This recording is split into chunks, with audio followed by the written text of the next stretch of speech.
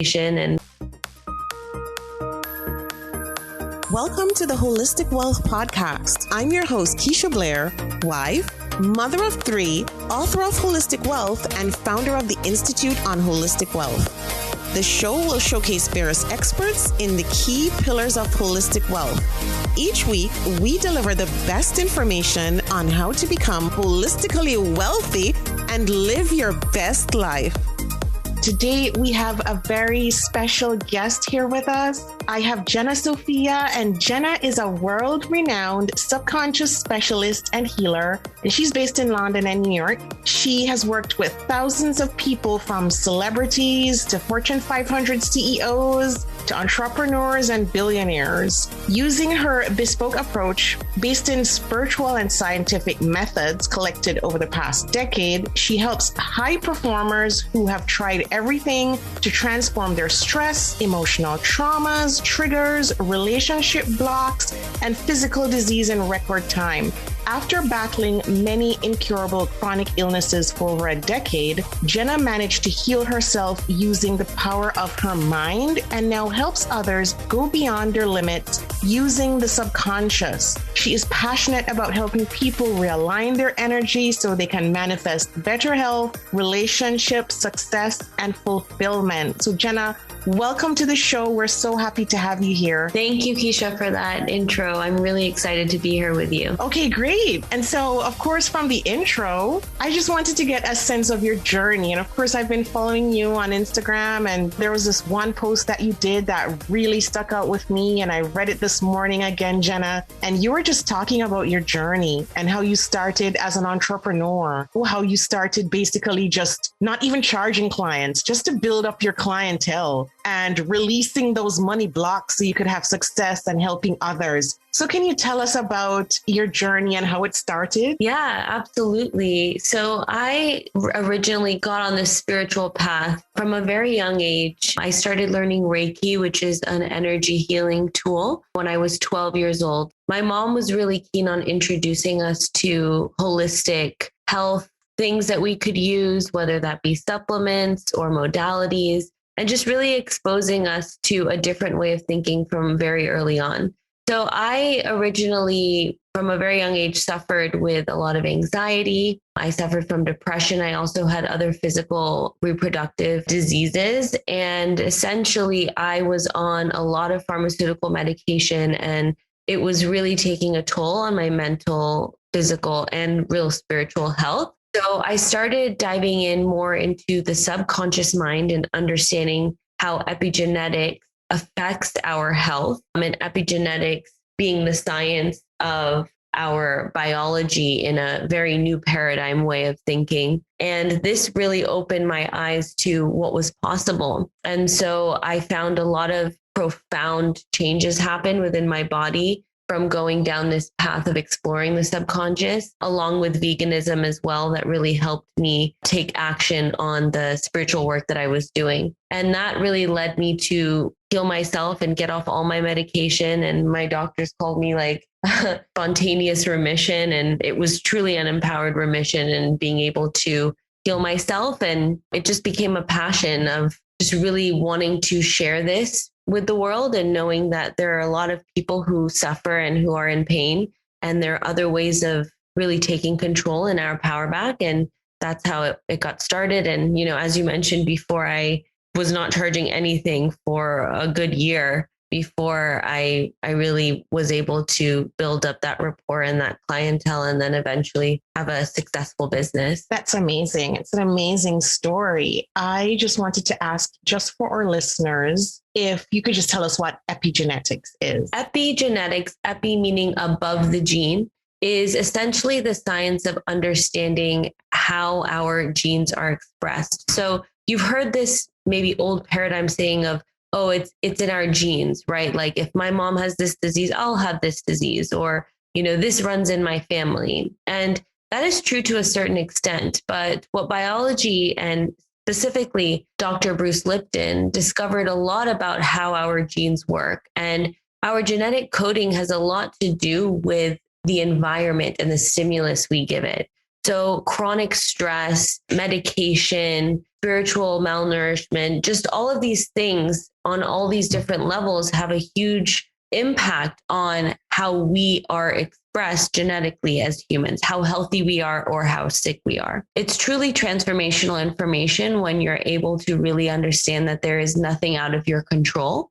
And I know that in this day and age, it can feel like we don't have control, but really managing your perceptions is what manages your environment, which then in turn affects the way that your health is expressed. Yeah. And so, Jena, you mentioned earlier in this episode that you started out working for free for like the first year. And as I read in your bio, you worked with billionaires and celebrities. Can you tell us a bit about how that growth happened on your journey and in the business? Yeah, absolutely. When I first started out, I was working for free because I was taking the time to really practice my craft and really getting a lot of data about what people go through, what needs to get done in order to actually create the transformation. And so I was really using this as like a time to really practice and hone in on my skill. And I did it for free because I had no exposure. I was not known. I didn't have any social media or anything like that. So it was just really word of mouth. I started working with family members, then friends.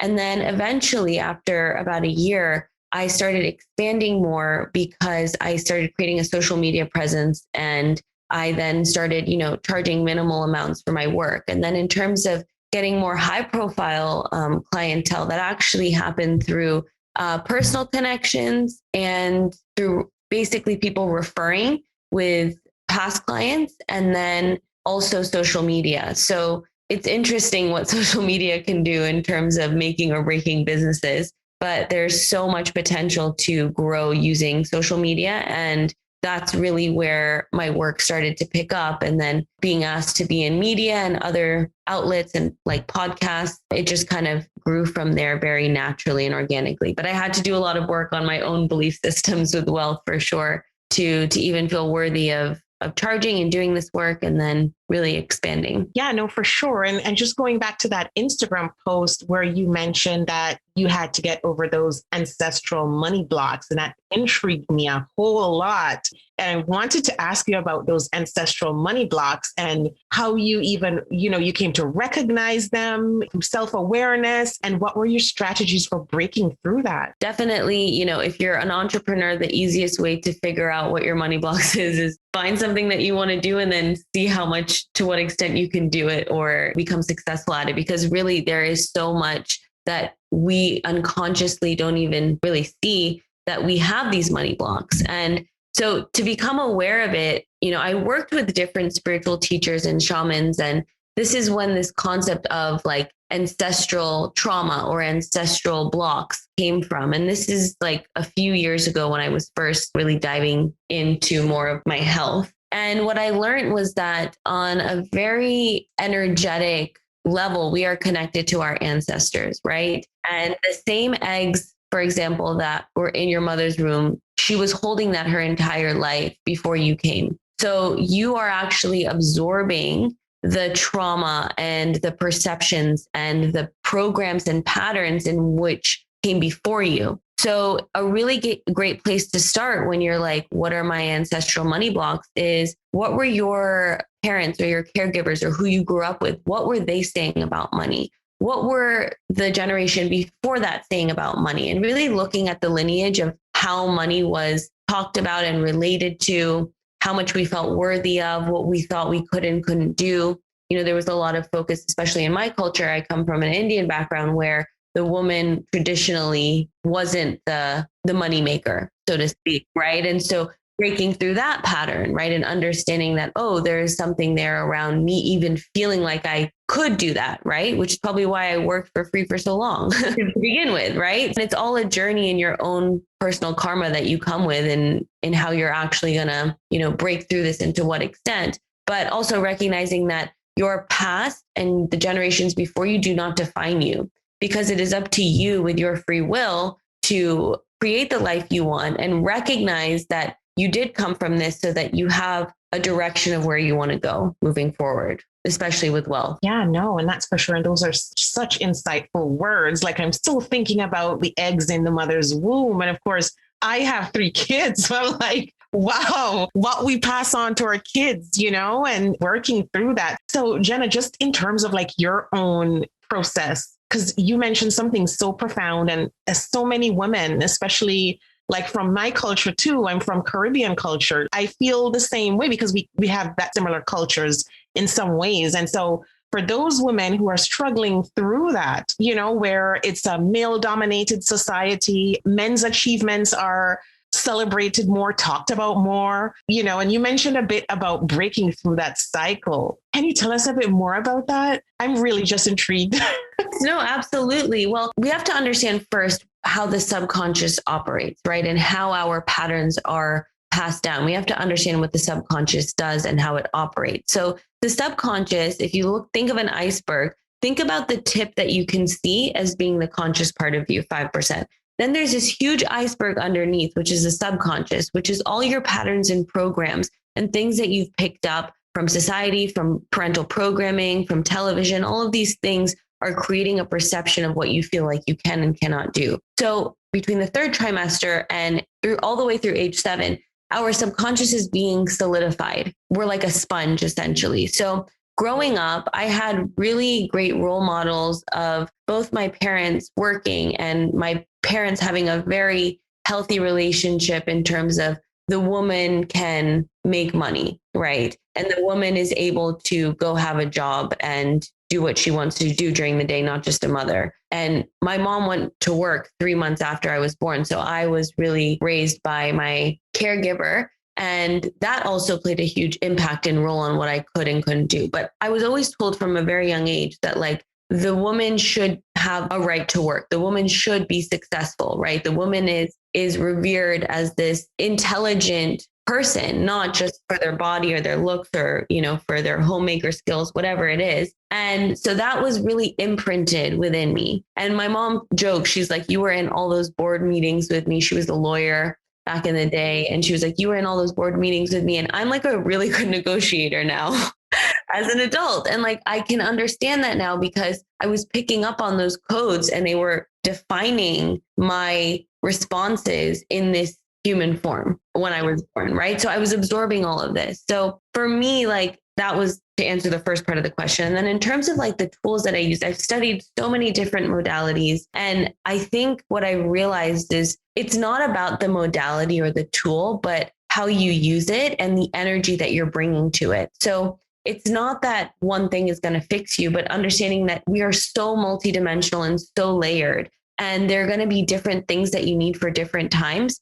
But you can start by changing your perceptions every day and determining what thoughts am I going to choose? How am I going to respond to things? Where are my shadows? Where am I like holding myself back in my blocks? And once I bring light and awareness to it, a really easy way is to just say, okay, how can I take action, even if it's slightly uncomfortable, to go in the opposite direction? So that's really what I'm practicing now in terms of breaking through my continuous blocks as they come up, as I grow, because you're always going to continue growing and bending through your previous levels where you were like, no, this is good. And then you want more and you want to keep expanding. So that's where I'm at. Yeah, no, and that's great. And I'm just going to switch from money blocks back to health again. And, it's fine because we're talking about holistic wealth and those are 2 critical pillars. So it's all good. When we started and you mentioned chronic illnesses, or I mentioned it too in your bio, we deal with the money blocks. Yes. And then of course, we all at one time or the other also deal with health issues, whether it's a chronic health issue or an accident or something else happens. And so can you tell us too how you also overcame that, Jena? Yeah, absolutely. So as I mentioned before, it was a very holistic approach. So I did a lot of subconscious work with different modalities. I worked with shamans. I went through my own, I feel, spiritual awakening in a sense, because when you get so sick in your health, it really cracks you open in a way where you're like so open to trying anything and believing in miracles that things just happen when you're in that space of surrender. And I really think that it was the combination of everything, and just also my own decision to stop outsourcing my health and really taking ownership and understanding the body, understanding what would be healthy for me, not what I was told would be healthy for me, and just really questioning the information that I was raised with. Right. And I think that is so important when you're in a health situation, is to not just take things for or how they've been told, right? Like really, really question the information that you're given, really question the ability to heal on your own, right? Like where do we find ourselves blocking our ability to just really be in alignment on a physical level? And also in terms of like how wealth responds to imbalances in the physical body. You know, for me, especially, like I mentioned, I had a lot of issues with my reproductive organs, and that is governed by like the root chakra, right? And the root chakra has a lot to do with stability and security, and wealth is a huge part of that. So there was either stuff that I came with karmically around money, like I mentioned before. And I also noticed a huge trend, especially with women of color, of having a lot of reproductive issues. And I really, truly believe it's an imbalance in the root chakra and understanding security and wealth and feeling like we have that for ourselves, right? And really feeling like it's ours to own, and our sensuality and our sexuality and our pleasure center, all of these places have a lot to do with the expansion that wealth gives us. So there's no mistake that those are interlinked in that way. And that's very interesting, Jena, because you're so right. A lot of women of color in particular have these issues. I know many women in my family who do, and I'm so excited once this podcast is published to pass this on to them to listen to it. I mean, you mentioned it earlier, but I'm just so intrigued, again, so intrigued as to why this is so, specific to women of color. And you mentioned some of it, but is it possible to mention and to tell us again, you mentioned wealth, and that's intertwined in it, which is just unbelievable. I've never heard it before. And so I'm just so intrigued. So is it possible to just tell us some more about that? From the information and knowledge that I've gathered, right? I think women of color, specifically back in the day, were really revered and honored and respected. And we knew how our own feminine power, and it was something that people were devoted to, right? Honoring the divine feminine, honoring the abilities of the womb, and that rite of passage that we do, a woman bringing spirit basically into matter, and how that was something that was truly unique to the woman. And without them, there would be nothing on earth, right? Essentially, this was the understanding and the reverence. But then I think as it began to play out, there was a huge imbalance with the masculine and feminine energies on earth. And it became toxic because we were straying away from the divine masculine and the divine feminine balance and understanding the harmony within that. And then you add colonialism and you add suppression and you add all of the things that became toxic in society and the imbalance that women became suppressed. And like I said, the root chakra, which is like at the base, rules like the genital areas, reproductive system, wealth, creativity, security. And so this became to be highly imbalanced, right? And there was such a suppression, there was so much fear that it became locked and launched in the womb. And so you see a lot of imbalances then with women, heavy periods, infertility issues, all of these things are really I feel like a manifestation of ancestral trauma that we're carrying epigenetically, and also our own suppression, just being a woman in this day and age. And so that I think is a real big manifestation, because now women are starting to step in more into their power, or there's more awareness of let's get women back into their power, right? But still with a balance of the right masculine and feminine energies, not just fully feminine, because that would be imbalanced as well. And getting back to our center and understanding that like we are the ones that birth the world, and that we are divine and respected and honored, and not having shame around the pain that we have or that our ancestors went through, and honoring what they went through, so that we can also be the ones who break those generational ties that are no longer serving our lineage. So powerful. Earlier too, Jena, you mentioned in terms of healing your own self that you went into remission and you used holistic methods. Can you tell us some of the methods that you use and what listeners can try to do and in their own lives? Yeah, absolutely. So in terms of like the modalities, obviously no modality can say that they cure this or heal anything, right? So just to preface it with that. But like I mentioned, it was a very holistic approach in the sense that I tried a few things and then I added some more, and then I just really followed my intuition. So what I would recommend, in terms of tangible things that people can do is really starting to explore the subconscious. And I have resources on my website and other podcasts where you can listen to that. But I feel like now at this stage, what can people do right now? Because what I did is I went and took a lot of courses and did a lot of different studies. And this is not available right now, obviously, for COVID, and it's not online. So my suggestion is to just understand the subconscious, understanding and bringing awareness to your perceptions, to the things that you are repetitively doing in action that isn't serving you, or thinking that is limiting you, and start to take small steps to go in the other direction, not jumping from 0 to 100, but really just being honest with yourself. Like, what is one thing that I can do in my power that feels right to shift out of? And you can journal that, or you can think about that, or talk to yourself and talk it through. But that is really, really powerful, because at the end of the day, it's not about the modalities. It's about you really recognizing what you're deciding to participate in with your thoughts and your attention and awareness, and then making that choice with your intentions to step out of that paradigm. Absolutely. And so, Jena, is it like also partly gratitude and positive thinking, things like that can help us with our thoughts and our emotions? Yes, absolutely.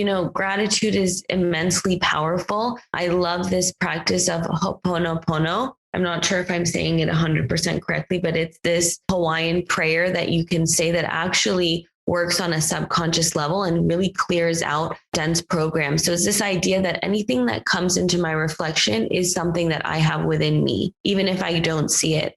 So what you repeat to yourself is, I love you. I'm sorry. Please forgive me. Thank you. I love you. I'm sorry. Please forgive me. Thank you. And you repeat that to yourself anytime you're going through a difficult time, anytime you have something come into your awareness that you don't like, or that you're like, why is this here? Even something simple as traffic. It's getting you to a place where you are so 100% in control of your life, and you see everything as a reflection of something within you or something that needed to happen. And then you're clearing the programs in real time by saying this prayer. And it's really powerful. So this is something that I suggest to my clients all the time to repeat, because it really is powerful. And you can read a book, I'm pretty sure it's called Zero Limits by John Vitale, around it. Yeah. That's amazing. And so just to repeat the prayer again, Jena, is it, I love you, please forgive me and thank you? Or is it the other way around? I love you. I'm sorry. Please forgive me. Thank you. And so, Jena, I know you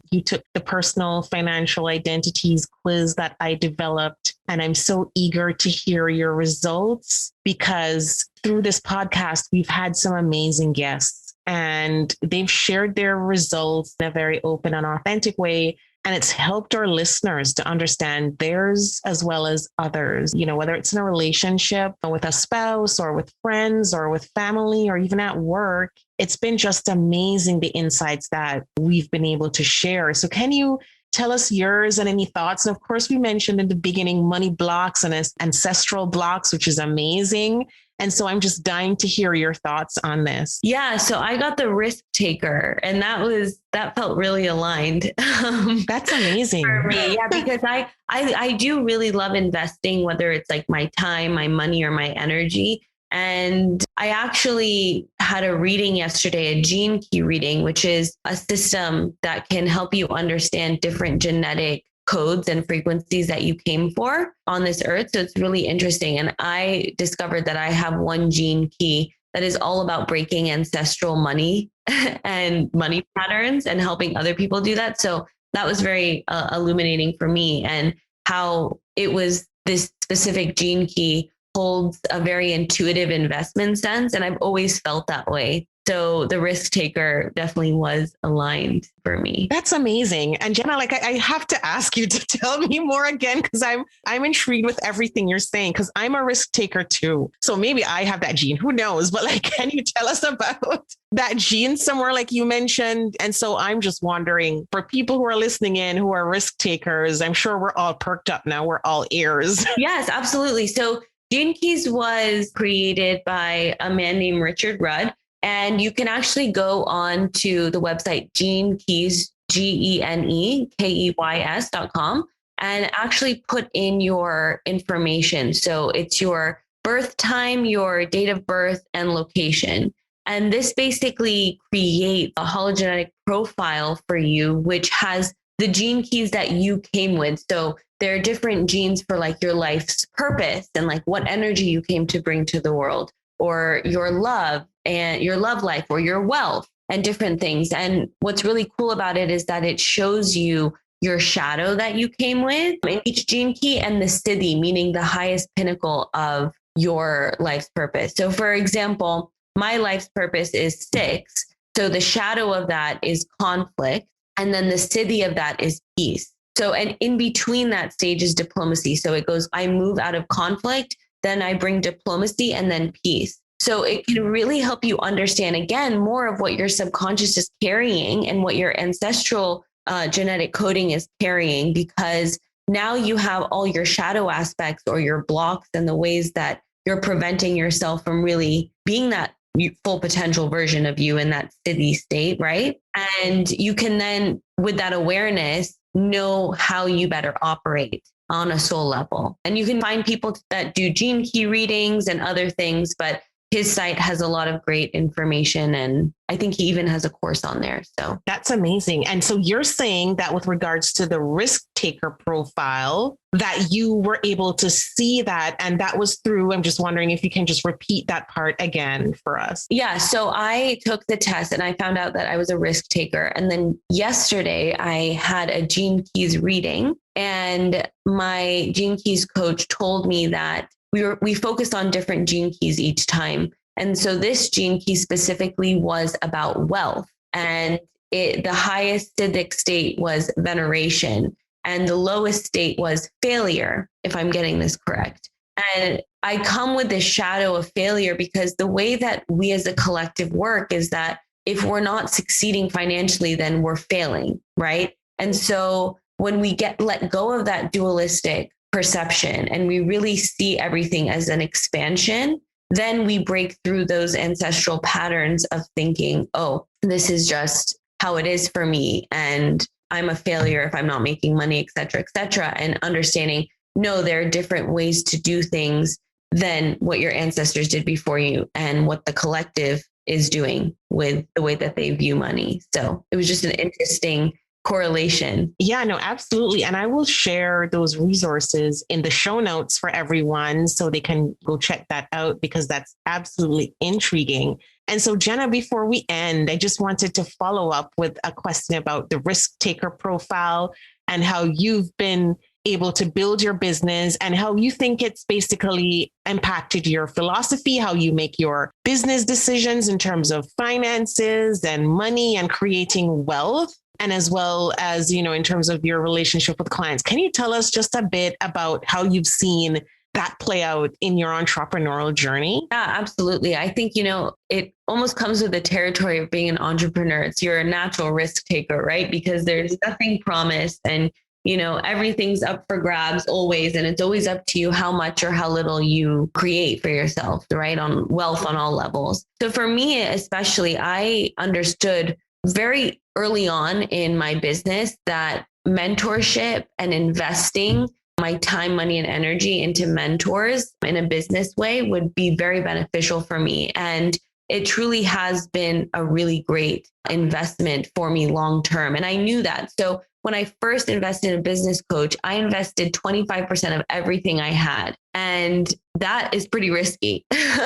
You're going to do something like that. But I just knew that I could feel within me that this was energetically correct for me. And it's not that he was going to do the work for me and I was going to make all this money. It was that I knew that he was going to give me what I needed to create that wealth for myself by holding that space for me and being that energetic container and that business mind that I needed and where I couldn't see, right? So I think it's really important with risk taking. One of the pros to it is that you really are honoring investments and you can see things that maybe don't make sense, but would probably work out for you in different ways down the line. It's not a linear investment, so to speak. And so I definitely have done that in my career a lot. And also even being a risk taker with how big I'm playing, what audiences am I attracting? What type of clientele am I attracting? And like, where did I pick up these belief systems of, I can't work with people like that, or it has to take me 20 years to be a success, and all these different things, and being really bold in the way that I'm working on myself and my own belief systems and taking big risks with that and playing big with what I charge and what I want to create and how wild or crazy my offers are. And maybe it might not be understood by the average person, but those who take it, and just really taking risks on all levels and trying new things and being creative and just knowing that this is just, we're in this life for fun. So why not? No, that's absolutely amazing. And, you shared some wonderful insights here on the show today, Jena. So thank you so much for doing that. Thank you. And I just wanted to say one more thing about the prayer. So I think I got it slightly mixed up. So I just want to repeat it once more so everyone knows. So the first step is repentance of I'm sorry, and then forgiveness. Please forgive me. And then gratitude. Thank you. And then the love part is I love you. So I'm sorry. Please forgive me. Thank you. I love you. Perfect. And thanks for clarifying that for us too, Jena. And can you tell the audience where to reach you? So your website and social media? Yes. So my website is beyondthebelief.com and my Instagram is _Jena Sophia. Okay, perfect. So once again, Jena, thank you. It was amazing having you on the show. And we're so grateful, to have shared this journey with you in terms of sharing this story, and so happy for those tips and strategies, especially during COVID-19. Thank you so much for having me. I'm so grateful I was able to share, and I'm looking forward to connecting again. Absolutely. Thank you so much, Jena. Thank you for joining us this week on Holistic Wealth with Keisha Blair. Make sure to visit our website, KeishaBlair.com, where you can subscribe to the show on iTunes, Spotify, or via RSS, so you will never miss a show. While you're at it, if you found value in this show, we'd appreciate a rating on iTunes, or if you simply tell a friend about the show, that would help us out too. Are you a member of the Institute on Holistic Wealth? If not, what are you waiting for? Go to instituteonholisticwealth.com/memberships to choose your membership plan and join. As a member, you get so many perks: free worksheets, advice, coaching, and a member's workshop to design an intentionally designed life. You need to figure out your life purpose? Take the Build Your Life Purpose Portfolio online self-paced course. You're struggling with all your money decisions? Take the free financial identities quiz and then take the course. You recently had a breakup, job loss, or experienced the death of a loved one? Take the Holistic Healing course. You need an overall plan to achieve holistic wealth? We will help you figure out your holistic wealth blueprint. And of course, if you want to start making money by helping others achieve holistic wealth, become a certified holistic wealth consultant.